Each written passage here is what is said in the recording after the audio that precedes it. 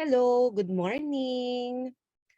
Again, thank you very much for inviting me to be one of your speakers for today. Okay. So while I was preparing for this particular lecture, okay, I thought about, they asked me to discuss understanding children and adolescents' mental health concerns. But when I was preparing this lecture, I wanted for everyone to see it in a perspective of not using it as a way to do treatments, but basically to do preventive strategies. Okay, that is why I want you all to be more mindful of your own stage of development such that you will understand and you will try to understand why you behave the way you do, knowing fully well in which stage you are in. Okay, so for this morning, we will be discussing definitions of terms, strictly focusing on the growth and development and using the lifespan perspective.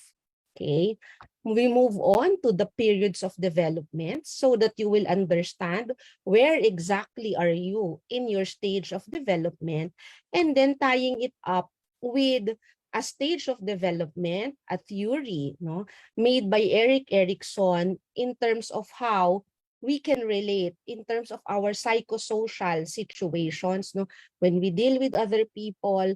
Why is it important? What do we need to master? Knowing fully well that for every stage, you have what you call your developmental tasks. Okay? Developmental tasks are important because you need to reach that developmental task so that you can have your mastery to move on to the next stage.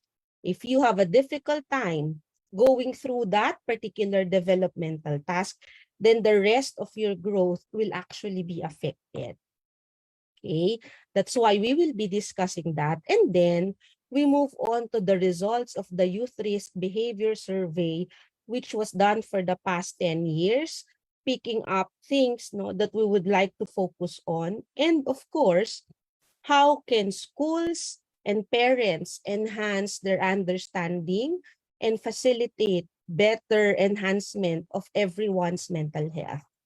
Okay, so let's begin. No, I will start my lecture with this one that oops, sorry.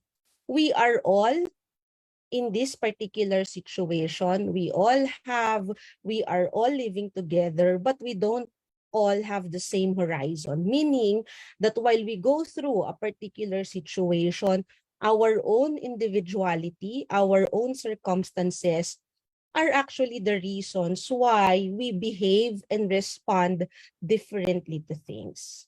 Okay, that is why we need to understand that we need to respect how each of us responds and behaves to a particular situation. That makes each of us unique. Okay, so let us define first growth. Okay, when we speak of growth, growth is the development from a lower or simpler to a higher or more complex form. And growth usually involves evolution, and that it is usually it involves an increase in the size, the number, a value or strength, extension or expansions. No? So, for example, if your school starts with a few classrooms, it can also have growth when it actually becomes bigger. For individuals, for example, when you are in your mother's womb, you are actually quite small, from a fetus eventually developing to a full-blown baby and an infant, and then gaining height and weight through time. No? So that's essentially growth. Okay? How we, sa Tagalog, kung paano tayo lumalaki. Okay, growth. On the other hand, okay, development is something that is different. Sometimes we usually interchange them, but strictly speaking, development is the pattern of movement or change that begins at conception and continues throughout life, no? So therefore, hindi siya stagnant, no? It has to proceed throughout life, no? Unlike yung growth, 'di ba? Sabi nila yung growth, there will be a time that your growth will stop, no? For example, I no longer grow in height, no? But in development, we say that as long as you live, there is possibility of development. Therefore, most development involve growth, although it also includes decline brought about by age and dying, no? So yung development pwedeng before you increase your skills or because you also did not use them, there can also be a decline. Still, you can refer to them as development. Okay. In a lifespan perspective, okay, we need to understand certain situations. No? But first off, why do we need to understand growth and development? Okay, because for us who are parents or teachers, the ability to understand children will assist us on how to deal with them. No? Knowing that they are in this particular stage and understanding their uniqueness will also help us understand why you behave the way you do. Okay. Number two, it can also assist us to gain insight into our own histories. No? What do I need to improve? What is something I need to do? And of course, it offers a peek on how your life will be like in the coming years. That can also give you a certain direction. Okay. So let's move forward. Okay. In a lifespan perspective, we say that development continues throughout life. Okay. And that development has certain characteristics, no, such as number one, it is lifelong, it never stops, and that no age period dominates development, which means development may go faster at some point, no, but still significant development can happen even when we are elderly, even we are in a retirement. No? Before kasi may misconception, no, that once you are already old, development stops. Okay, but with the lifespan perspective, it tells us development never ceases as long as we are alive. It is also multidimensional such that the change not only involves one aspect of our lives, but it can consist of biological changes. So meaning from somebody who is thin, you can have an increase in weight, cognitive, no, you have a different way of seeing things, no, and understanding things, and socioeconomic dimensions, meaning that you have a better way of coping with frustrations, no, as you actually grow and develop. Okay. At the same time, it is also multi-directional, meaning that you can grow either ways. No? Some dimensions can expand and some dimensions can shrink depending on what you tend to focus on. Okay, and that development is also plastic, meaning plasticity in medicine deals with the capacity to change. No? Hindi na ngayon true yung concept that you cannot change things. No? Of course, we all have the capacity to change. However, no, it's really the change can be present no matter how small the change can happen. So it still is possible. Okay. Next, we know that also that development is also based on science. Okay. And that development, the study of development is multidisciplinary. So it is studied by psychologists, psychiatrists, medical fields, and researchers. So it is steeped also in science. No, it's not something that we just invent. Development is also contextual. What do you mean by contextual? Which means that all of us has to consider in which situation the development occurs, okay? Such that we can have differences in our development because of our own personal circumstances. For example, definitely in your age and time, Okay? You will have differences because you were cooped up, no, for the past 3 years at home. So COVID-19 will definitely mold also how you live your lives. Okay? The gadget era is also something that molded your life. So our development is also affected by our own circumstances. And that development involves growth, maintenance of what we have gathered, and of course, a regulation of laws. No? So hindi lang siya acquire of skills, no? But you also tend to lose out on other skills. That is the reason why we need to be mindful about it. And that there is a co-construction of biology, culture, and individual. Therefore, if one changes, if one has a behavioral problem, it's not only the person that you look into, but every other aspect in which this person lives. Okay, so he can be affected by his definitely family, by his community, and the like. Okay, that's why you look into the individual as a whole and not just in one aspect. Okay, studies tell us, no, of course, at the end of the day, our goal is to actually be a resilient kid. No? Pag sinabi nating resilient, we want a kid who is able, no, to rise above the challenge, who is able to be flexible, no, and move on with the challenges of life. Okay?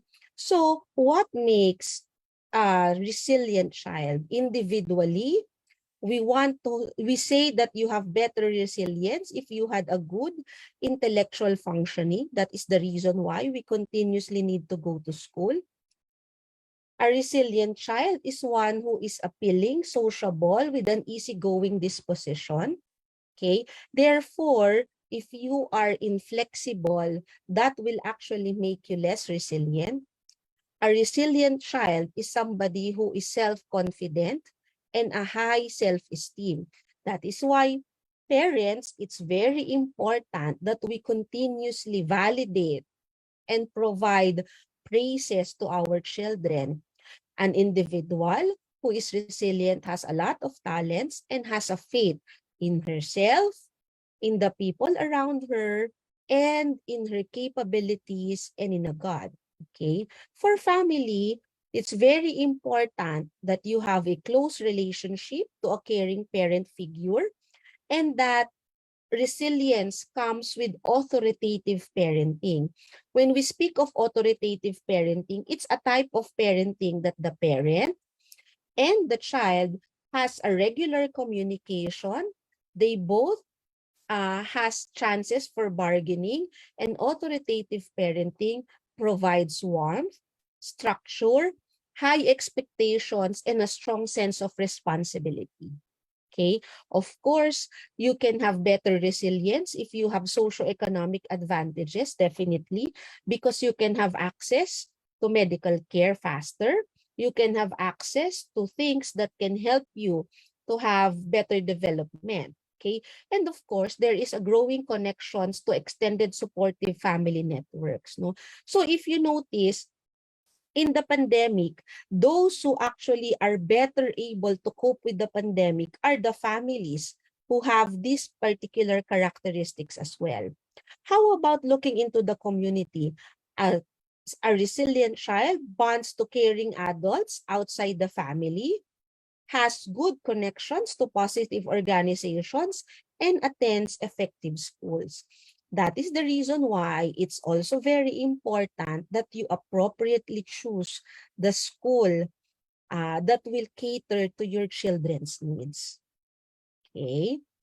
So this is the period of development. No? When we speak of developments, for every stage of life, there is a significant biological process that is happening, a significant change in the way we think, and in the socio-emotional processes that is happening. Okay? For example, we refer to the prenatal period from conception to birth. No? So mind you, even if the child is just in the womb, development already occurs. Okay, though they are not yet outside the world, they have the capacity. We say that the fetus have the capacity to imbibe positive feelings as as reflected, no, and given to them by the people around them.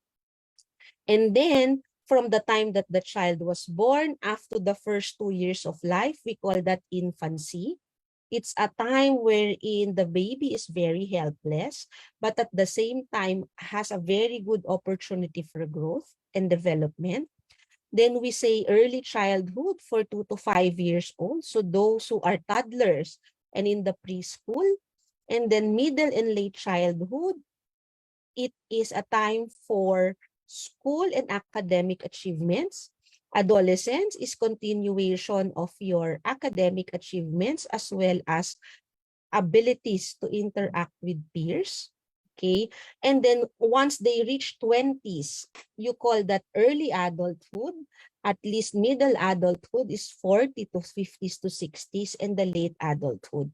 So for this particular period, we will be discussing at least from the infancy down to adolescence. Okay. And among the processes, we will be focusing on the socio-emotional processes that is happening. Okay, so take a look if you have brothers or sisters, or if you yourselves are in this particular situation, so you better listen so that we can have an improvement in how you will feel. Okay, there are a lot of theories, no, a lot of uh things, no, that will tell us how we develop, but I have decided to pick on Erickson's psychosocial stages of development. So what does this tell about, no? It tells us that for every stage, there is a unique developmental task that confronts an individual. Therefore, we need to resolve a particular crisis, meaning you have a task for this particular stage and you need to actually fulfill it before the end of the timeline.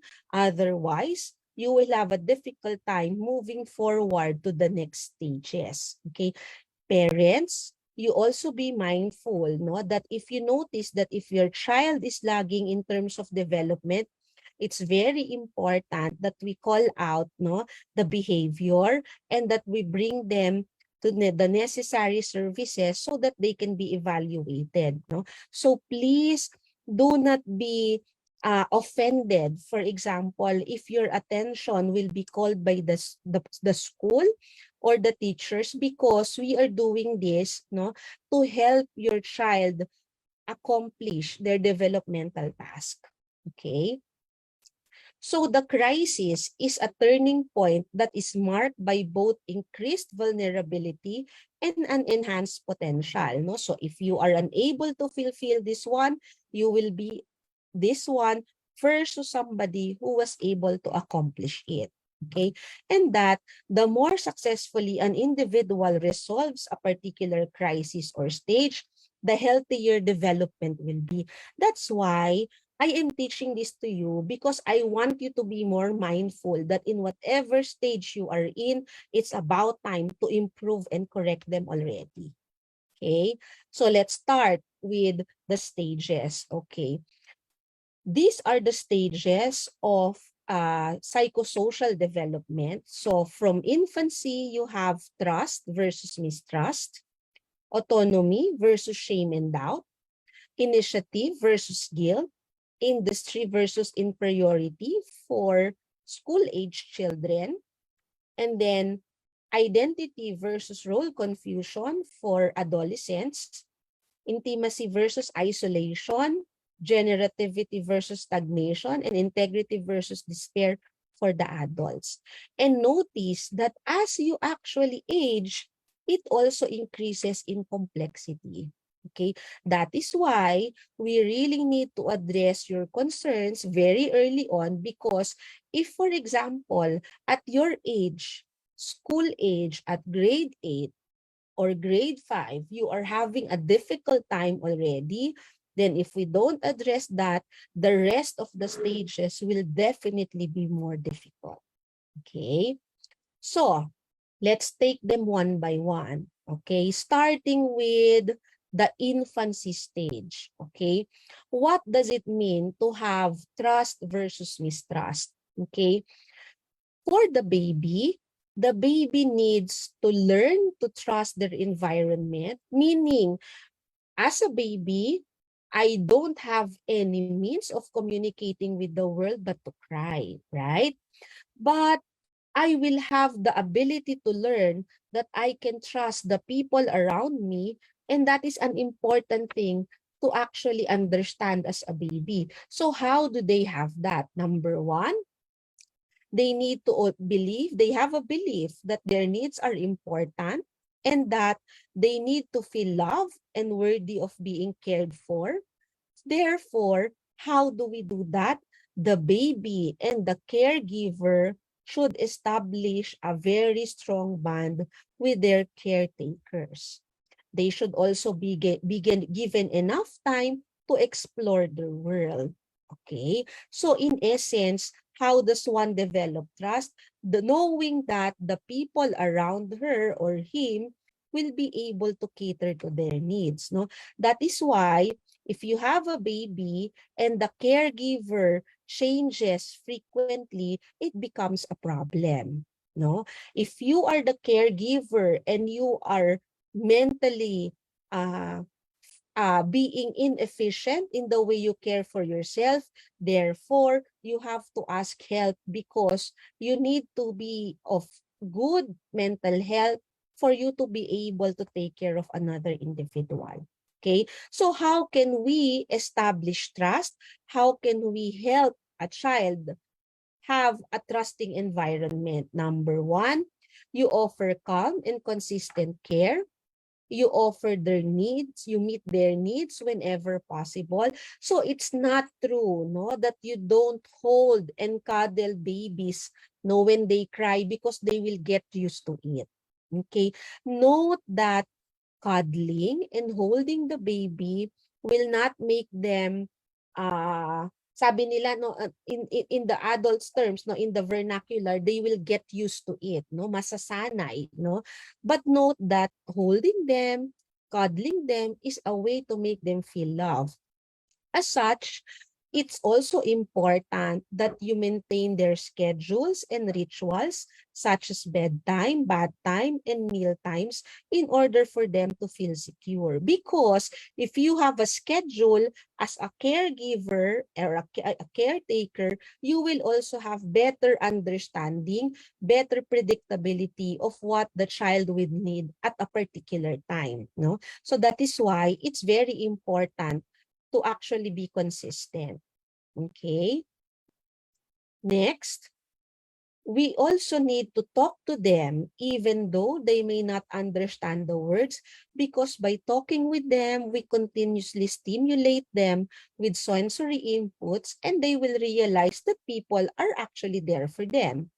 They will understand the attention and the warm feelings which are communicated non-verbally. Okay?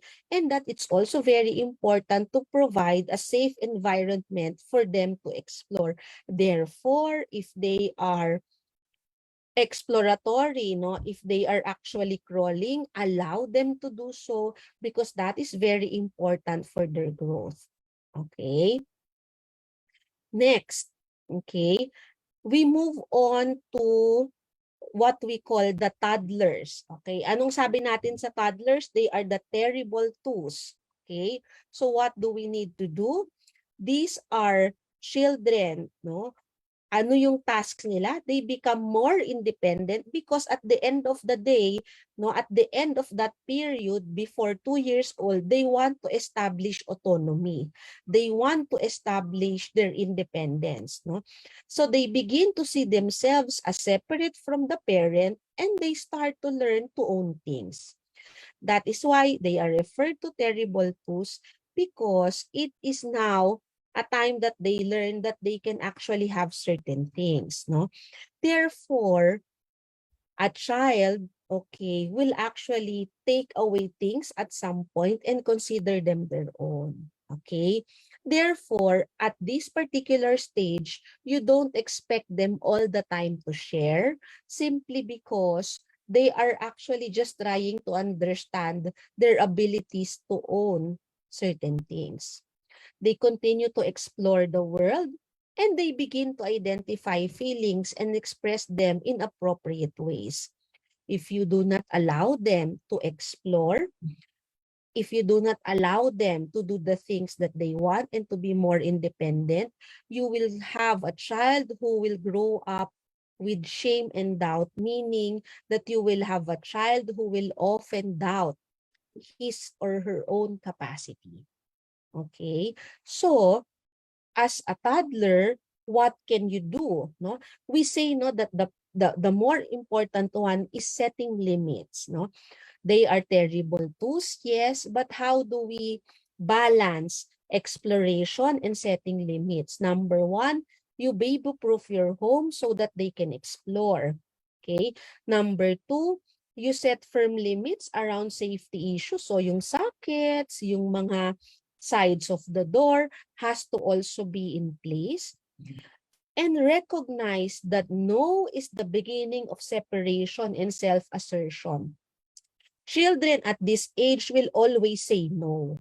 Okay? Why? Because this is their way of asserting themselves, no? So do not consider that as that you have a bad child, no? But rather tell them what are the meaning when they say no. Okay, you don't want it, so what do you want? No? So that way you are making them develop the capacity that they can make no certain decisions, no, that they can make actually certain choices. Okay, offer acceptable choices as a way to gain cooperation. If you feel that what they want is a no, then you have to offer a choice. No, it is not good to just say no without offering an alternative. Give them 2 yeses for every time you have to say no to them, and choose your battles, letting go of many issues that do not put them in danger to avoid unnecessary power struggle. No? So not everything will actually be put down. Okay? And then, you also have to look into, okay, for example, allowing them to own their things and not expect them to share graciously. Sabi nga natin, they need to really have the capacity to own first. No? Therefore, if you have a child like that, lalo na if they have of the same age, you will always, most often, no, experience them fighting over the similar toy. No? Kasi they will always see it as their own. Okay? Then, accept positive and negative feelings, but you have to teach the difference between their feelings and emotions. No? Yes, you are sad. Yes, you are mad. But how do we behave? No? So you help them recognize, express their feelings in appropriate ways while setting limits on acceptable behavior. This part po is very common when they actually throw tantrums. No? Why do they throw tantrums? Because it's their way of getting what they want. No? So how do you set a limit? You tell them that you know what you want is not possible, but once you stop throwing tantrums, I can give you an alternative to what you want. No? So do not give in every time they cry, because if you give in, no, that behavior of throwing tantrums will actually persist. Yun yung dahilan why tantrums persist, because they learn that if they throw tantrums, you will give it to them. So set firm limits, no? It's if you think it's a no, then it's a no. Okay? That's very important. Limit setting, no? Yan yung nawawala in the parenting ngayon. Okay? We also permit and encourage them to do whatever they are capable of as long as it is safe and as long as it is acceptable to you. And of course, you provide a variety of things for your children to experience. Diba? When they walk, allow them to walk. Diba? Do not be the one to prevent them. Ay, no, do not walk. Because when you walk, do not run. Because when you run, no, make them explore the environment. No, I remember how one of our consultants tell us, no, allow your children to walk barefoot, no? Because that is also their way of exploring their environment. Okay?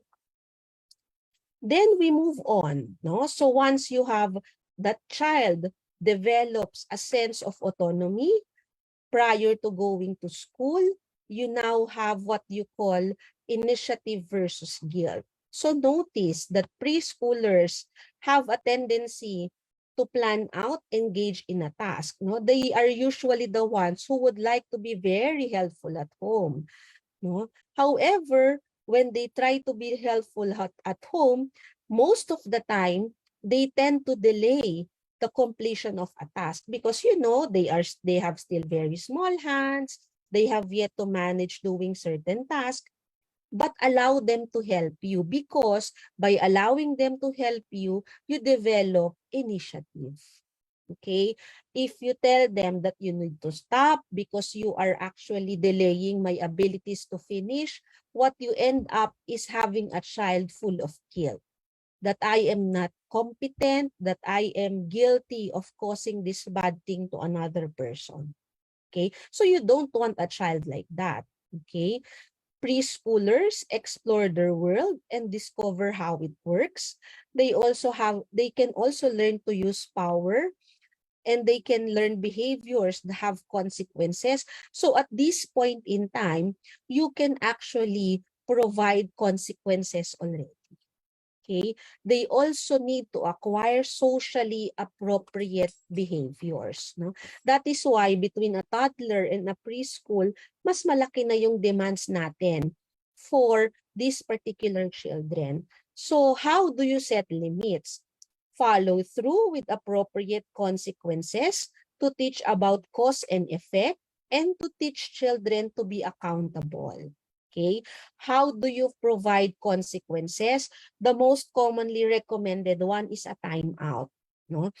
And the timeout should be age appropriate, no? For most, the guide is if how the age of the child, no, will tell you how long that child will be on a timeout, no. For example, if the child is 4 years old, ideally the timeout is at least roughly 4 minutes. Okay, and then when you actually finish the timeout, you have to explain what did you do, no, why I gave you that consequence, so that they can understand cause and effect. Okay, hindi po pwede yung they did the behavior and then the consequences comes much later throughout the day. That's not good. They have to actually come immediately after the behavior. Allow them to make decisions about things that impact them so they gain a sense of control over their lives. No, what do you want to do? Do you want to do this? Do you want to do that? No, so that is also a way to make decisions. What do you want to wear? That's also a way to help them make to have the ability to make decisions. Okay. Next, okay, teach them words to name and ways to express their feelings, no? So that's very important, no? The problem is if you give access to social media, for example, if you are giving gadgets to your children, they might be picking up words that are inappropriate. So make sure that when you give them that gadget, if you cannot help it, okay, it has to be monitored.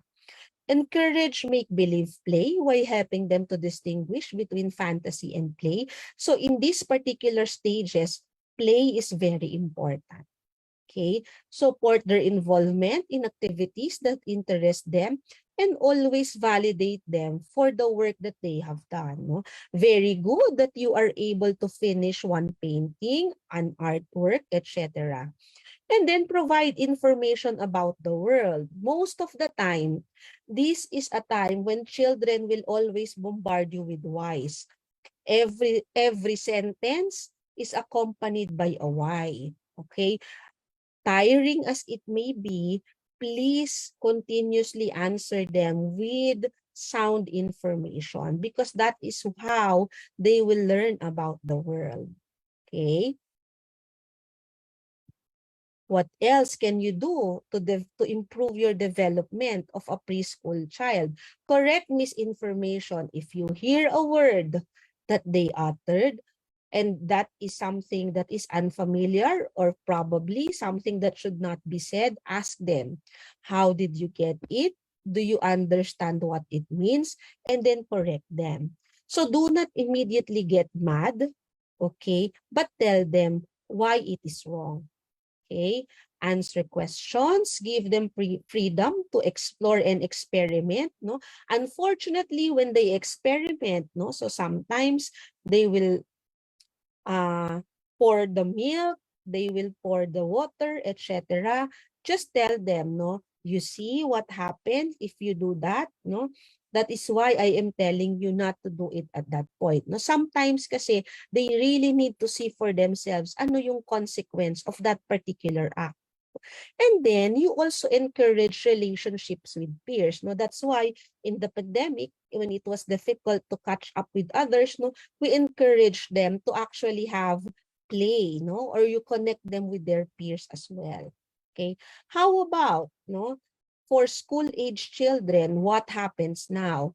School age children are those probably in from grades 1, no, and then probably around 4 to 5, no, grades 1 to 4 to 5 to 6, okay? You refer to them as the stages of industry versus inferiority.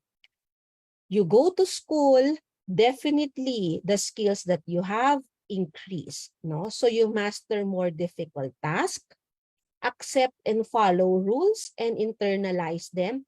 This is a time that you actually teach them to be more law-abiding. And what we want to teach them is that rules are rules and should be followed whether or not a person is there to check on you.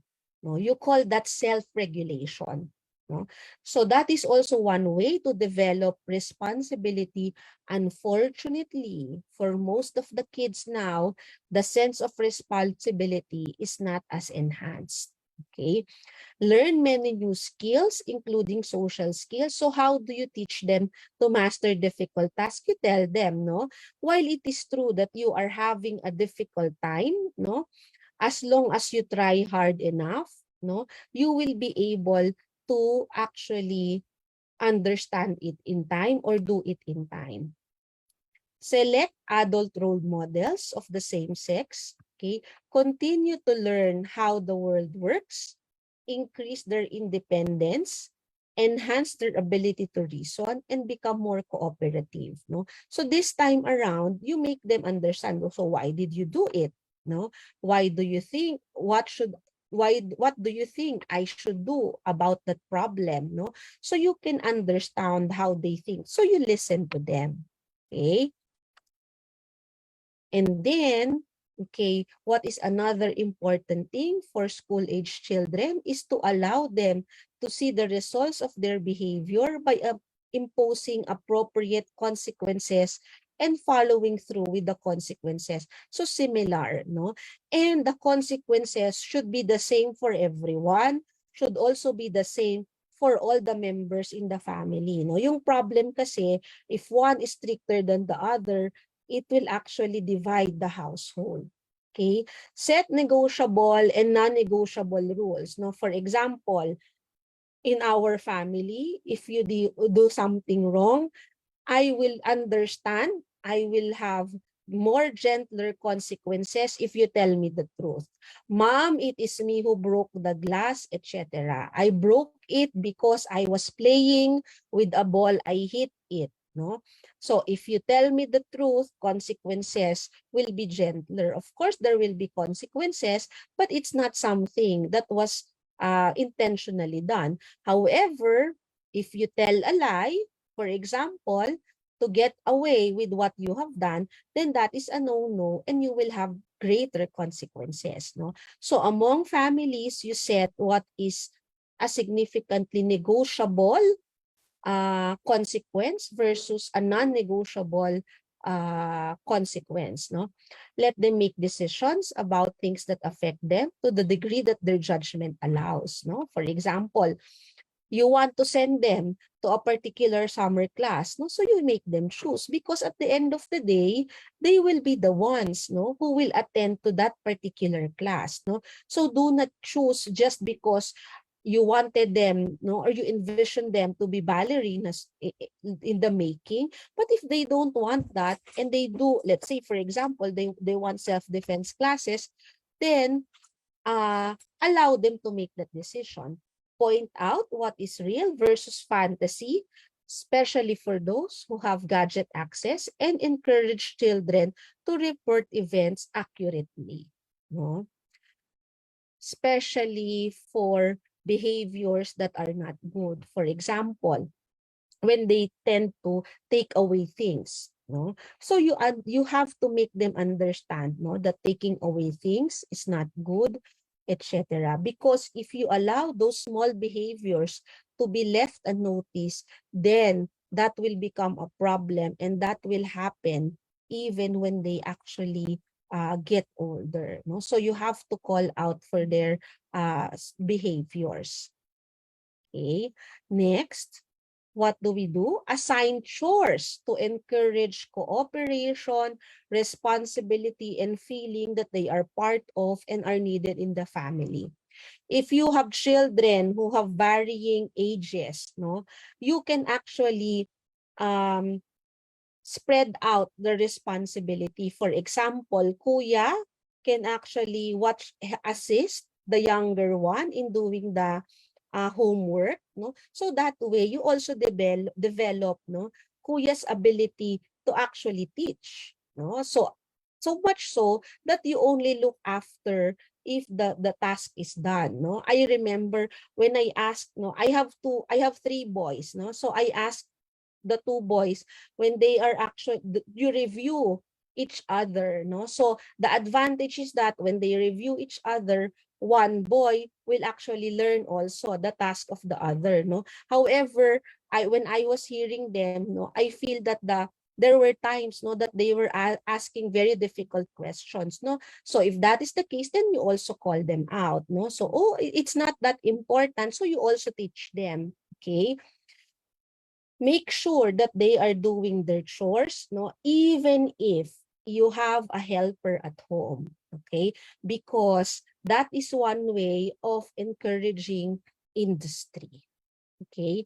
Help them understand their feelings and identify the feelings of others, and teach them to solve problems so they can deal with conflict and life changes. No? When they have a problem, listen to them. No? For example, they tell you, Mommy, my teacher scolded me. Okay, so do not react right away. So you listen, or tell me the story, what happened, no? And then offer them a different perspective so that they can also understand, no? But not right away, no? Tell the teacher, why do you have to do this? No, listen first. For all you know, there are actually differences, no? Or if two kids actually fight, no, at some point you allow them to resolve the conflict. Okay, in our household, when they fight, no, I usually tell them to solve it among themselves. For example, the gadget use, no, if they all want to use the same gadget and nobody would like to give way, then all of them will suffer the consequences accordingly. That way, they learn to solve, no, and they learn to solve and actually have conflict resolution. So that's what you can do. Okay.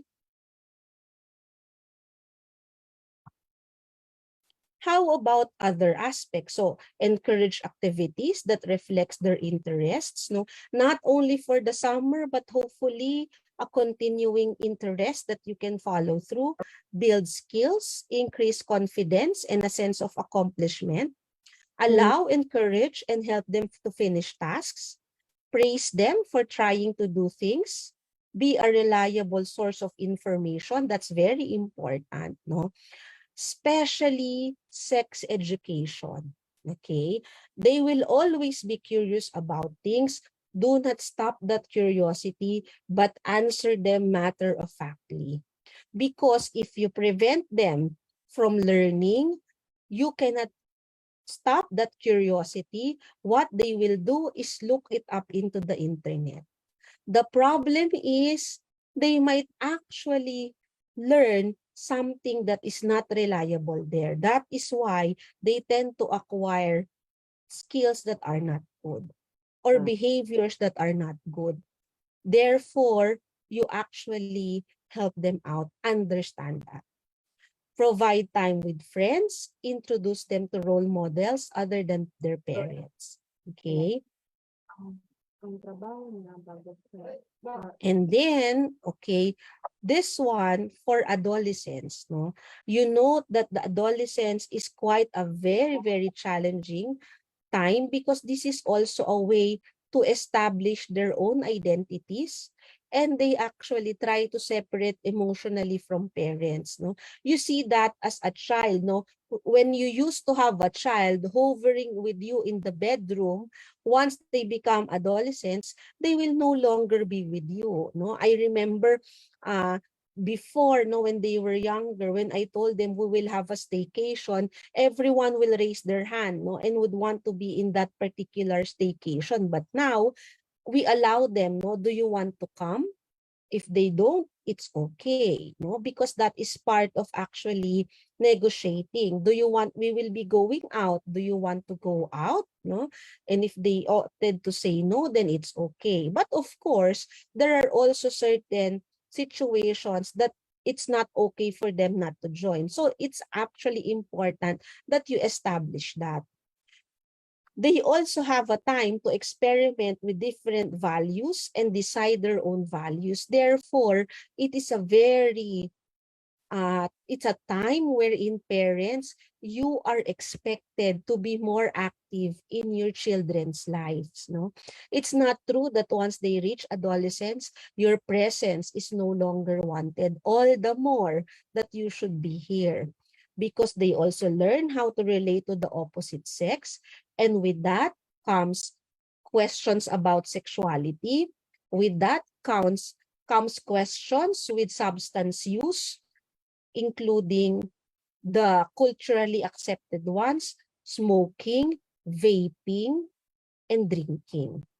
Okay, so if they will be learning it through their peers, you have to watch out. Okay, and they also begin to renegotiate relationships with family members.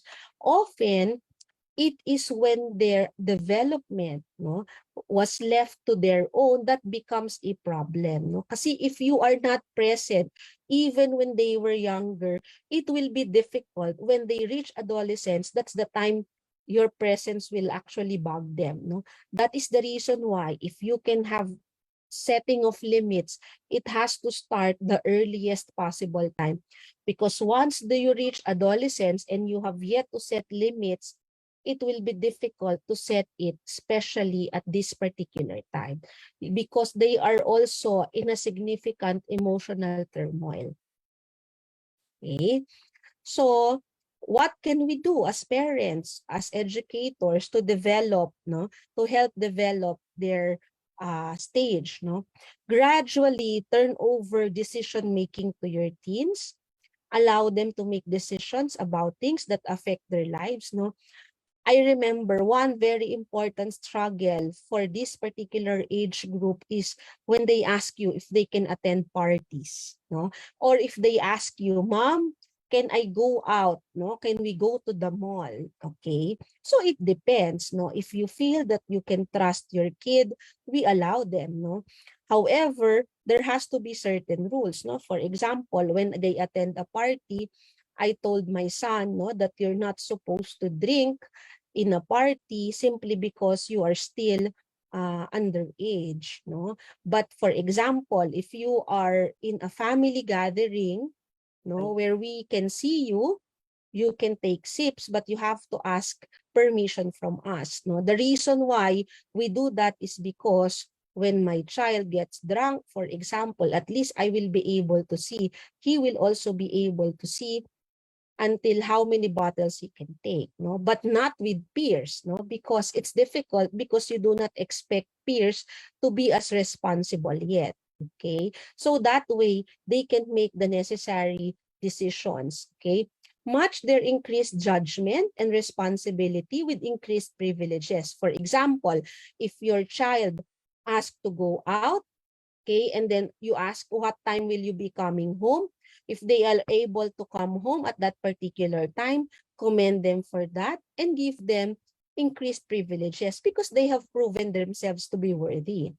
That is the problem with children now, with adolescents now. They want to be treated as a mature individual, but they keep on breaking the rules. So you cannot bargain if you are the ones breaking them continuously. Okay? Continue to set firm rules and limits about safety matter and important values. Parents, you need to remember that you are the ultimate authority in your home. Okay? The problem starts when the parent becomes the one who is afraid of their child's anger and follows whatever the child wants. Okay? Children, adolescents, teenagers, if you really want something, then you should actually prove yourselves that you are responsible enough and that you have to always be respectful at all times. Okay? Because a lot of times I see teenagers telling their parents that they are actually dictating what I need to do, but they are very disrespectful. That is not the way to go. Okay? So parents, you have to still, even if your child suffers from depression, sadness, anxiety is not a way to actually break rules. It's not a guarantee that you will actually decrease all the limits that you have set. Okay? So you still can put limits, no, in all stages of development. Okay? You also set and follow through with consequences. Notice that I have been highlighting that because when you do things consistently, that is a time that you can acquire significant values, a significant sense of responsibility. Choose your battles. You might let issues about clothing or appearance go. Why do some of the kids dress up sexily or scantily? That's because they also see it in probably some of the family members. No? Why do children use vape? Because probably they were exposed to that in the family. So please be mindful of your own particular behaviors. Continue to monitor friendships, academic performance, internet technology use. Step in if you feel your children need guidance or limits. This one, I was always wondering why the child, some of the parents, no, that come to my clinic, the child has a backlog for the first trimester when it is already the third trimester. So please, parents, even though they are adolescents, please never stop monitoring them. No, it's actually better if you do erratic monitoring, meaning from time to time you check so that you will also be able to see their work ethics. No, that's a very important thing to have. Okay. Remember also that even if your teens are pushing you away, they really do still want your input. Therefore, find new ways to stay connected. Parents, mind you, it's not only children who should be learning, but you also have to learn with them. No? You'll be surprised. You might be stuck. There is, for example, gender preferences, no? Sexuality, you need to research on it, you need to read up on it. Relationships and how they develop, you also need. You now have various terms, situationship, no? So you should know about those things because that is also your way to relate, no? Also, you can find ways to stay connected by asking them, no, to actually be to teach you certain skills. No, you'll be surprised. A lot of, even your children can give you a lot of ideas. They can actually provide you certain skills that you don't know yet. Okay? Continue to let your teens know what your values are, and most importantly, be a good role model. No? If you don't want them to be very irritable, shout, throw things, reflect on your behavior. Is that something that at some point I am usually seeing? So that is also what they will be mirrored. No? So be mindful of how you behave as well. Okay? Celebrate growing up and growing independence. No, I remember commuting is one important skill. Parents, no matter how scary the world, you have to teach them to commute. Okay? Otherwise, it will be difficult later on in life. Encourage healthy peer involvement. Make your home teen-friendly without compromising your values.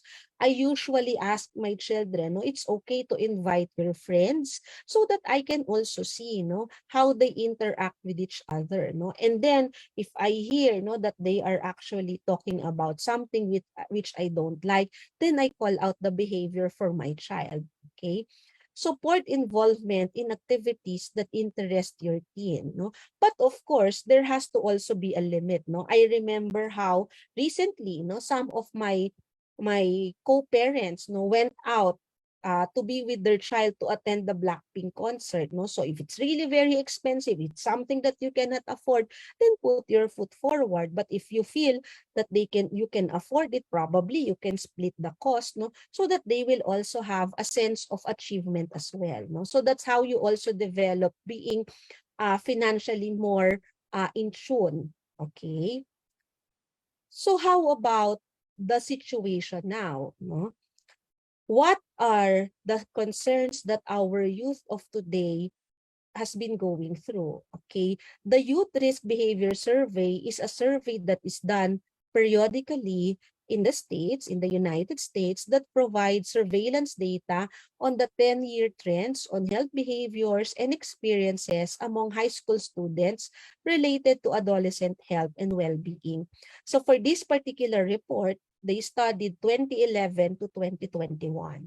Okay, what are the more significant key findings? Okay, number one, more than 40% of high school students feel so sad or hopeless that they could not engage in the regular activities for at least 2 weeks during the previous year.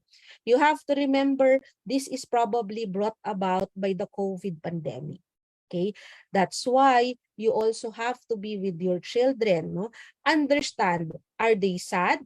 Are they expressing certain emotional reactions, or are they truly depressed? No, there's a big difference. Across almost all measures of substance use, experiences of violence, mental health, and suicidal thoughts and behaviors, female students are faring more poorly than male students. I think I also hear it from my son. My son often tells me that some of his classmates are actually vaping, so you also watch out for that, no? So just because they are females, no, they are not prone to these behaviors. Watch out, because at present the female students are the one faring poorly. Therefore, you have to actually be watching out for those at high risk situations. Another high risk groups are those that identify as members of the gender minority. Okay, so you have to also watch out for them. The percentages of students who seriously considered suicide, made a suicide plan, or attempted suicide were high and have increased. Okay, this one is quite alarming for me, for the very reason that it seemed like life is not as valued as it should be. Okay, therefore you have to understand why your kids will actually be doing this. For most of these kids, it's not really the need to end their life, but as a way to cope with the difficult emotions that they are expressing. You call that deliberate self-harm. If you have teens who are doing that, please bring them to the necessary service, psychological service, or even psychiatric service so that we can teach them better coping skills. Okay? We always talk about what is happening, but how do we buffer all these blows? Number one, there are two protective factors that they have studied for this particular survey. School connectedness, defined as feeling close to people at school, has a long-lasting protective impact for students that goes well into adulthood on almost all the behaviors and experiences included in the report. Therefore, what does it mean? Choose the school well because the school really has a long-lasting impact in the lives of our children.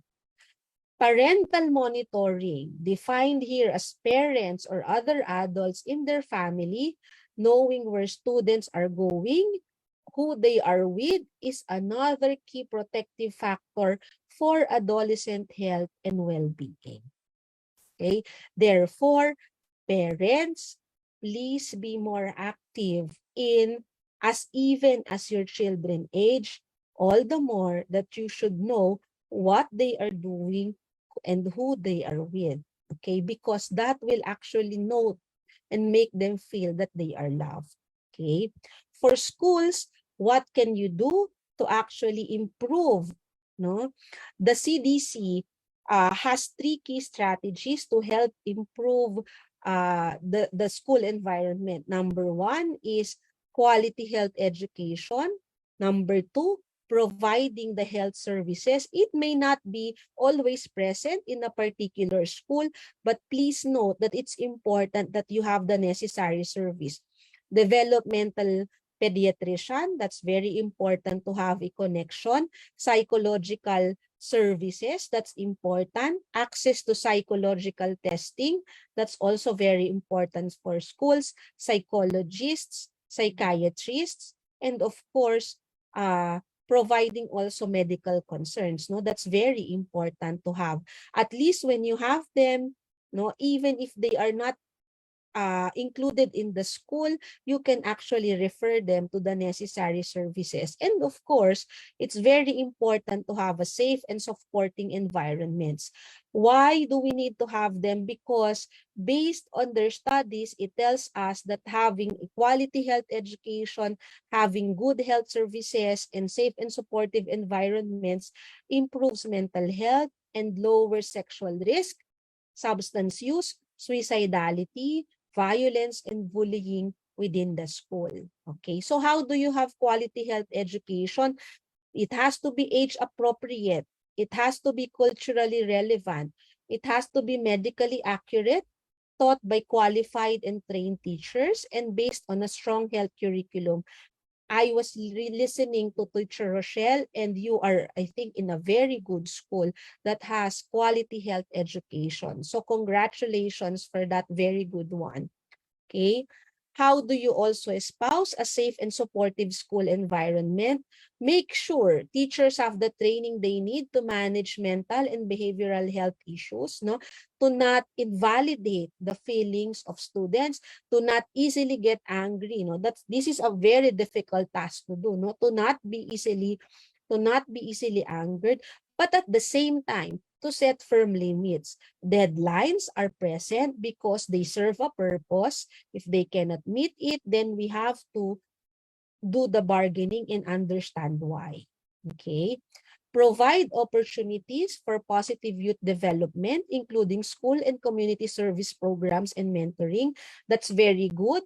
You are not only, the school is a community in itself, but you also need to provide community services, no, that actually establishes a sense of connection with the people and a sense of direction. Okay.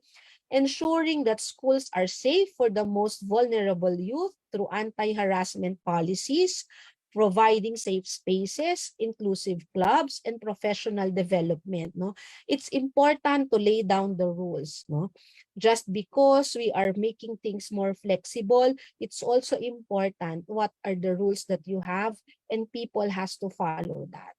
Okay. in the end, no, notice that being in the present is a very important thing to achieve a healthier and to raise healthier children and adolescents. And let me close my lecture by telling you that you may always forget what I tell you about, but please remember this last statement. To be in your children's memories tomorrow, you have to be in their lives today. So may we continue to actually enjoy time spent with our children, with our loved ones at home. So thank you very much for listening.